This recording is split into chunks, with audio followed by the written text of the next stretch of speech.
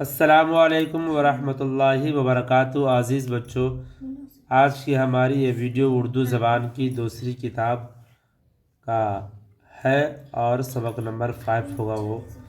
اور آپ کو میری ویڈیو اور اچھی لگتی ہو تو برائے مہربانی چینل کو سبسکرائب، لائک اور شیئر کرنا نہ بھولیں۔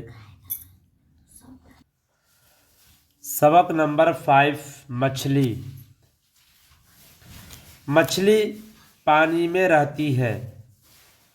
خدا نے اس کا جسم پتلا اور چپٹا بنایا ہے، اس لیے کہ تیرنے میں آسانی ہو۔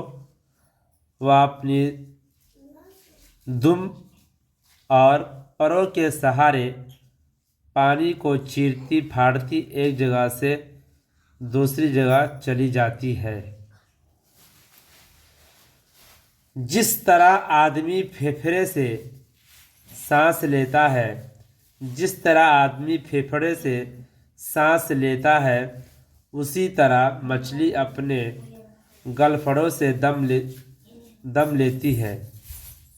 پانی میں ہوا بھی شامل ہے، وہی اس کے منہ کے اندر جاتی ہے، گلفڑوں کی راہ سے باہر آتی ہے۔ اگر پانی میں ہوا نہ رہے تو خالص پانی میں مچھلی زندہ نہیں رہ سکتی۔ اسی طرح کمرہ بند کر کے اس کے اندر کی ہوا نکال لو تو آدمی زندہ نہیں رہ سکتا۔ مچھلی انڈے سے پیدا ہوتی ہے اور ایک مچھلی کئی لاکھ انڈے دیتی ہے۔ جب انڈے دینے کا وقت آتا ہے تو مناسب جگہ کی تلاش میں دور دور نکل جاتی ہے۔ وہ ریتی یا کنکروں میں انڈے دیتی ہے۔ وہ اور جانوروں کی طرح آپ انڈے نہیں سیتی، بلکہ آفتاب کی حرارت سے بچے پیدا ہوتے ہیں۔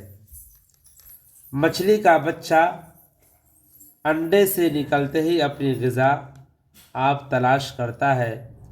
وہ نہیں جانتا کہ اس کے ماں باپ کون ہے، سکھانے سمجھانے کا محتاج نہیں، اپنے آپ تیرنے لگتا ہے، اور جو کام بڑی مچھلی کرتی ہے وہی چھوٹا سا بچہ کرتا ہے۔ سچ ہے مچھلی کی جائے کن تیرائے، یاد کرو ہجے اور معنی۔